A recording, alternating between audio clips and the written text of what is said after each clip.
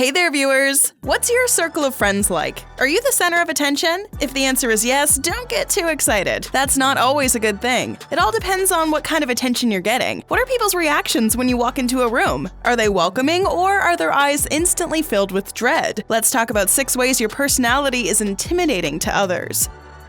Are you too honest? Are you not open to other opinions? Do you voice your frustration with people who complain? We're talking all that and more.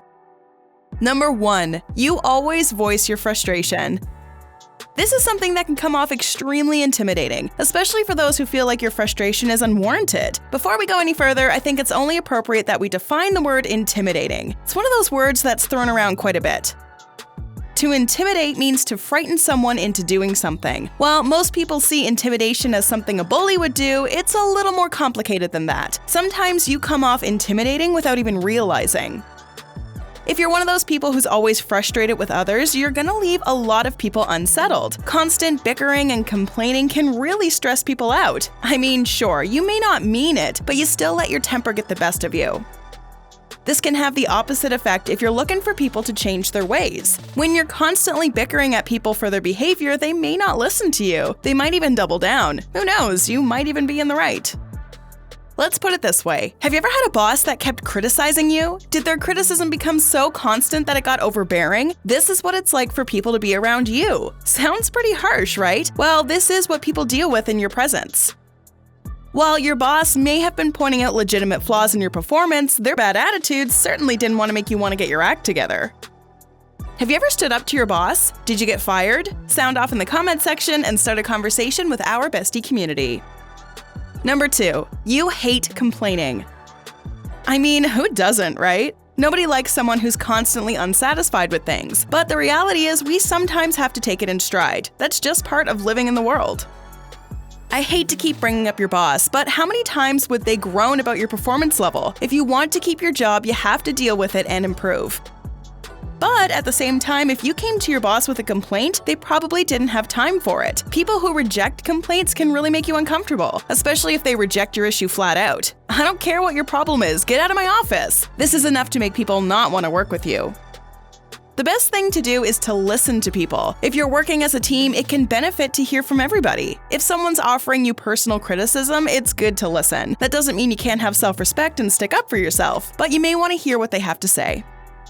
Number 3. You can't stand ignorance. Now, this is one that seems reasonable. Who doesn't want to curse someone out for acting ignorant? Just hear me out for a second. An ignorant person is not always a bad one. We're all a little ignorant to a degree. How many times have you spoken on something you don't entirely understand? Chances are pretty good in today's day and age.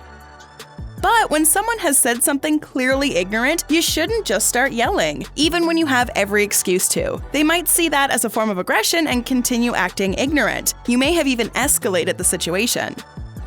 If you accuse someone of ignorance and they simply brush it off, they're not taking you seriously. Your approach to the situation matters. In some cases, you may be the one who misunderstood them.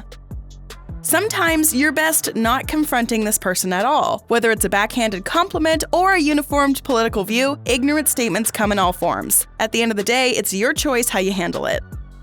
Before we continue, are you looking to change your diet for the better? Well, check out our recent video on 12 leafy green veggies you should eat every day. Now back to our discussion on personality traits that come off as intimidating.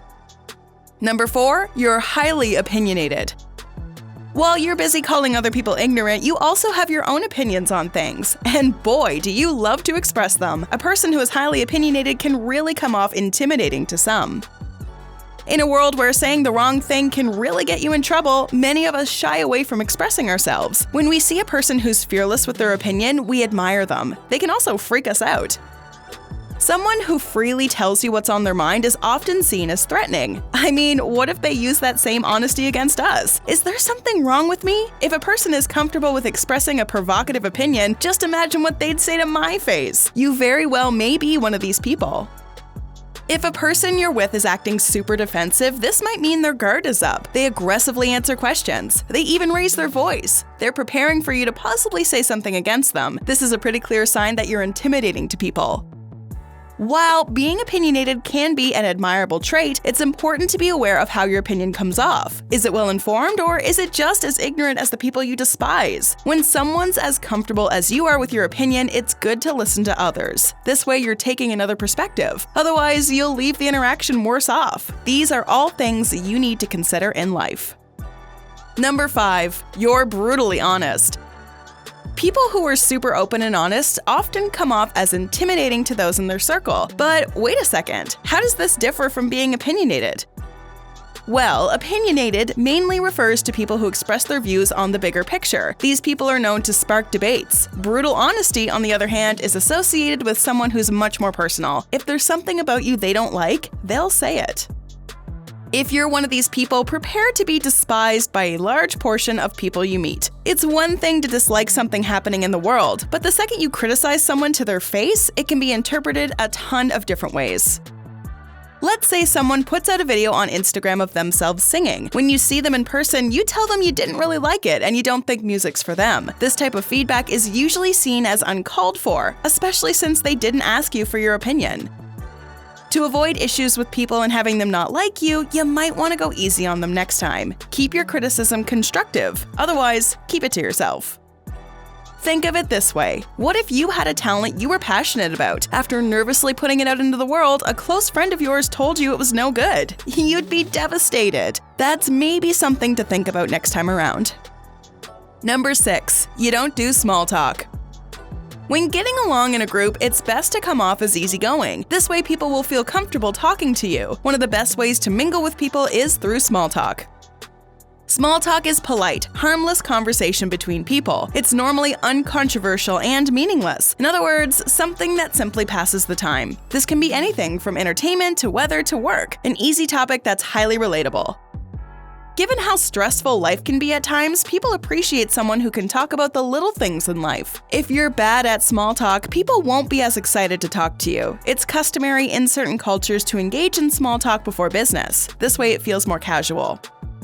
There are some people who skip small talk to get straight down to business. While you may be right to be concerned with work, people aren't as drawn to this approach. They want to be able to connect with you on a social level first. A person who is all work and no play is seen as very intimidating.